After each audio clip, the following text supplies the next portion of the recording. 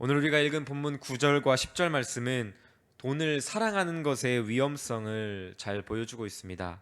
부하고자 하는 자는 그 탐욕이 사람을 파멸과 멸망에 빠지게 하고 돈을 사랑하는 것이 일만하게 뿌리가 된다고 말씀하고 있습니다. 이 말씀은 1차적으로는 하나님의 말씀을 경건이 아닌 자신들의 이익을 위하여 이익의 방도로 생각하며 복음을 돈벌이에 이용했던 거짓 교사들에 대한 경계의 말씀입니다. 그런 거짓 교사들은 오늘날에도 많이 있습니다. 특별히 그들도 그리스도를 이야기하죠. 그들도 십자가를 이야기합니다. 그런데 그들의 열매가 결국 그들이 어떤 존재였는지를 드러냅니다.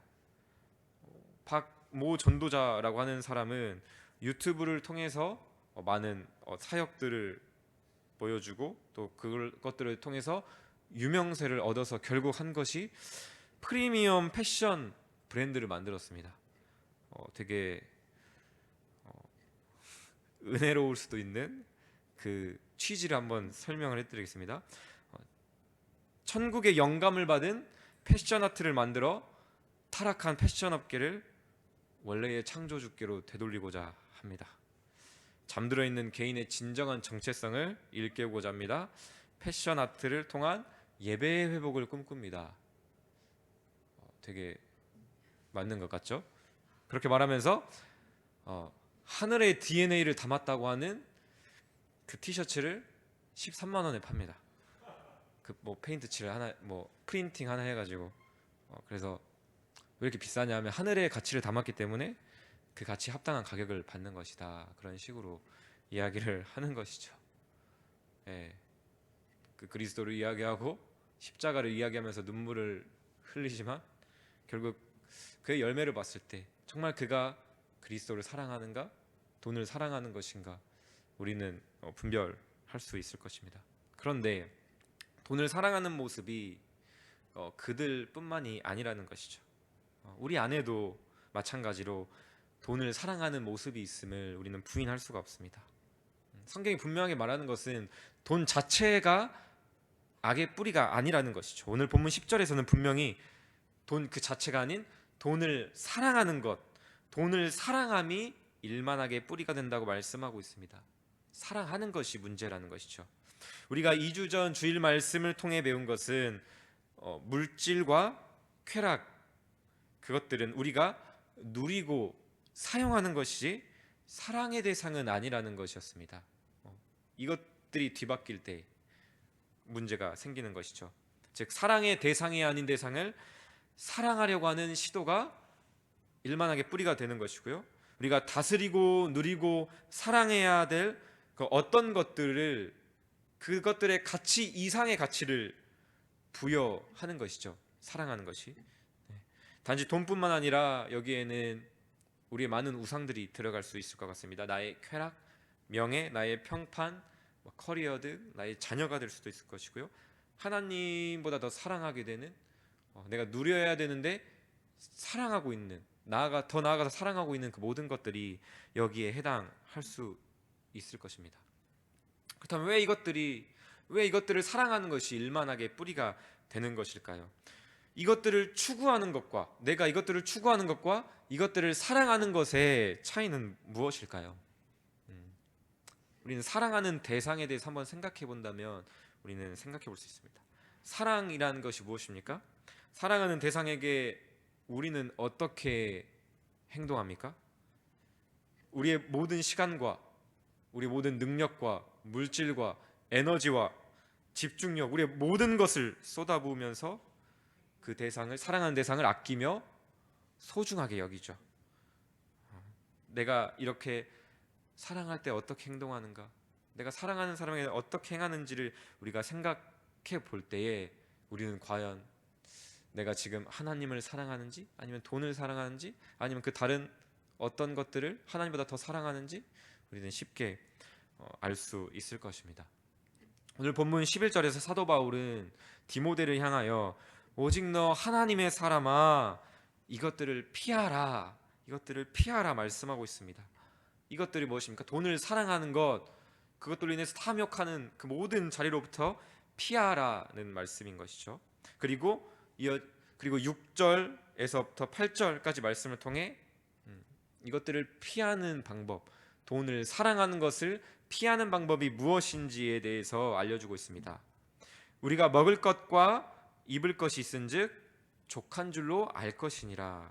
그 방법은 바로 자족하는 마음이다 라고 그 피할 길을 우리에게 알려주고 있습니다.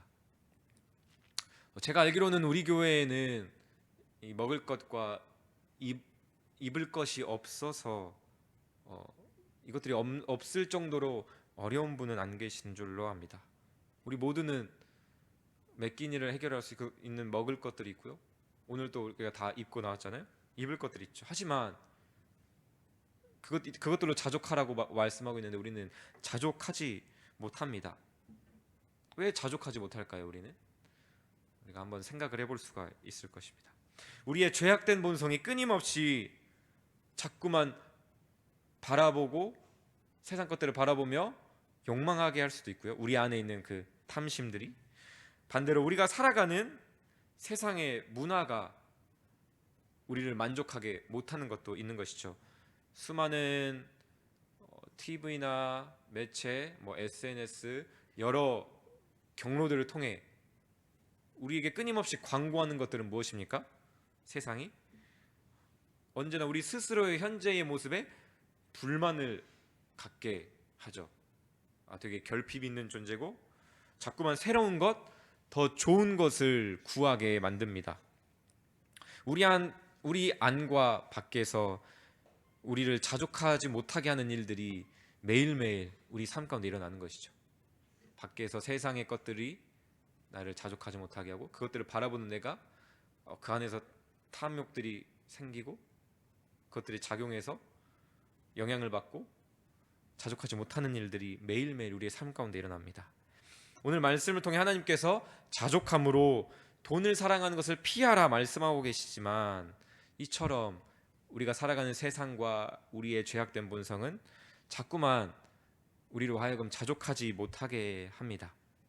하지만 이런 세상과 우리 안의 욕망만이 우리로 하여금 자족하지 못하게 만드는 것은 아닙니다.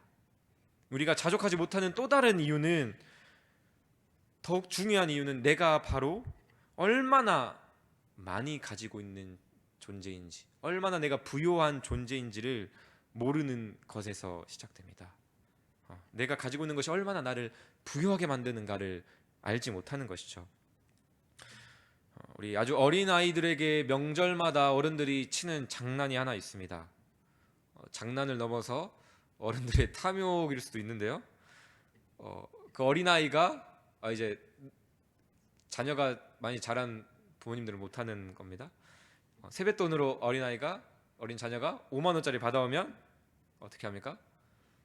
1,000원짜리 10장 준비해가지고 1,000원짜리 10장 보여주면서 이거 나랑 바꾸자. 너 한 장인데 이거 10장이잖아. 이게 더 많아. 이게 더 좋은 거야. 라고 하면서 건네면 어떡합니까? 어린 자녀들은 그러네. 저게 더 많네. 라고 하면서 바꾸죠. 이게 무슨 일입니까? 자신의 가지고 있는 것의 진정한 가치를 모르고 더 가치 없는 것과 바꾸어 버리는 일인 것이죠. 그런데 이게 매일매일 우리의 삶 가운데 드러나는 우리의 삶의 모습이 아닌가 생각합니다. 나에게 100만 원짜리 수표가 있는데 그 가치를 모르고 어떻게 사용해야 되는지를 모르고 세상에 있는 잡다하게 깔려있는 100원짜리, 1000원짜리, 5000원짜리 그 여러 모양의 일단 많으니까 그 여러 장 다양하고 많기 때문에 그것들과 그 가장 큰 가치가 있는 그 100만 원짜리 수표와 매일매일 맞바꾸며 살아가는 삶을 우리가 살고 있는지도 모르는 것이죠. 내가 얼마나 많이 가진 자인지를 모르고 얼마나 내가 부유한지를 몰라서 자꾸만 다른 것과 맞바꿈으로써 만족을 찾으려고 하는 우리의 모습들이 있다라고 하는 것입니다. 하지만 우리보다 더 어리석은 행동을 한 존재가 있습니다. 금을 내가 금을 가지고 있는데 그 금으로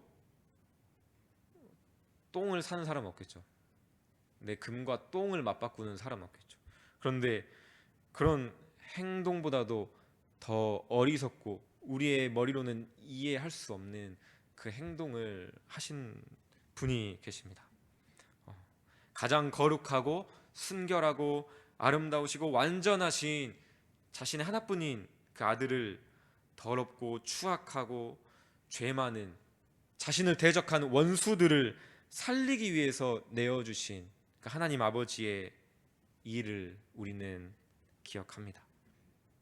이 땅의 것을 추구하는 것을 넘어 이 땅의 것들을 사랑하며 자족하지 못하는 우리를 불쌍히 여기시고 그로 인해서 반드시 죽을 수밖에 없는 우리를 반드시 살리시기 위해서 예수 그리스도를 우리에게 보내시어 진정한 부요함과 진정한 만족을 우리에게 주시는 것이지요. 그렇습니다. 예수님은 가난한 우리를 믿음으로 부요케 하십니다. 그 방법은 바로 자신이 가난하게 되는 것이고 자신의 고난과 죽으심이었죠. 그 예수님은 우리를 위해서 죄인된 원수된 우리를 위해서 자신의 모든 좋은 것들을 내어 주심으로써 우리를 진정으로 만족해 하셨습니다. 그래서 성경은 예수 그리스도가 우리의 진정한 의식주가 된다라고 이야기를 합니다. 8절 말씀을 우리가 다시 한번 읽어볼까요? 시작. 우리가 먹을 것과 입을 것이 있은즉 족한 줄로 알 것이니라. 네. 여기서 말한 것은 분명 이제 우리가 진짜 실제로 먹는 우리의 먹는 것과 입는 것이겠지만 우리가 더욱더 나아가서 생각을 한다 보면 예수님께서 진정한 우리의 먹을 것과 입을 것이 된다는 것을 우리는 말씀을 통해 너무나 잘 알고 있습니다. 예수님께서도 잡히시기 전 이제 제자들을 불러 모으시고 떡과 잔을 주시면서 이것을 먹으라, 이것은 나의 몸이니라, 이것을 마시라, 이것은 너희를 위하여 흘리는 나의 언약의 피니라 말씀하시죠. 우리의 진정한 먹을 것이 되어주시고요. 또 서신서에서는 그리스도로 우리에게 옷 입으라 라고 하죠. 우리가 진정으로 입을 것은 이 옷뿐만 아니라 그리스도를 옷 입는 것이구나를 우리에게 알려주시고요. 시편이든 수많은 말씀 가운데서 주님 안에 머무르라, 주님 안에 거하라. 그게 뭡니까? 우리의 진정한 집이라는 것이, 진정한 우리의 거처가 되시며 처소가 되신다는 것을 우리에게 말씀하는 것이죠. 그것을 무엇을 의미합니까? 예수님만이 바로 우리의 삶에 필요한 전부라는 것입니다. 의식주, 우리 삶에 필요한 거의 모든 것 아닙니까? 의식주가. 근데 바로 예수님께서 우리의 전부가 된다라고 한다는 것입니다. 우리가 먹을 것과 입을 것이 있은즉 족한 줄로 알 것이니라. 이 말씀을 우리가 생각해 본다면 우리에게 먹을 것과 입을 것이 되시는 예수 그리스도가 있으니 족한 줄로 알 것이니라 우리가 생각할 수 있는 것이죠. 우리 안에 거하시는 예수 그리스도가 얼마나 나를 부요케 하고 나를 살리시는지를 우리가 알 때에, 그리고 예수 그리스도를 우리가 진정으로 사랑할 때에만 우리는 만족할 수 있습니다. 돈을 사랑하는 것이 일만하게 뿌리가 된다라고 한다면 우리는 그저 돈을 사랑하지 않는 것에서 그치는 것이 아니라 적극적인 이 말씀의 순종이 무엇일까를 생각해 본다면 나를 먼저 사랑하신 예수 그리스도를 사랑하는 것이 일만 천만 우리의 경건한 삶의 뿌리가 된다. 이 말씀으로 우리는 받고 더욱더 적극적으로 순종할 수도 있는 것이죠. 이 땅에 가장 큰 부자를 한번 생각해 볼까요? 옛날에는 빌 게이츠였는데 요즘은 일론 머스크나 될까요? 그렇게 아무리 이 세상에서 가장 큰 부자라도 온 세상을 살 수 있나요? 없죠. 국가의 소유도 있고 아무리 부자라고 한다고 돈으로 모든 것을 살 수는 없습니다. 그렇기 때문에 이 세상에 아무리 가장 큰 부자라도 더 큰 부자가 될 가능성이 있습니까? 없습니까? 있죠. 아직 그가 소유하지 못한 것, 돈으로 사지 못한 것들이 있기 때문에. 그렇기 때문에 그들도 그렇게 많은 부를 가졌지만 여전히 자족하지 못할 수 있습니다. 하지만 예수 그리스도 안에 있는 우리는 자족할 수밖에 없습니다. 왜 그럴까요? 우리가 누리는 예수 그리스도께서 주시는 부요함이 완전하기 때문입니다. 세상의 부요함은 끝이 없죠. 더 추구할 수 있죠.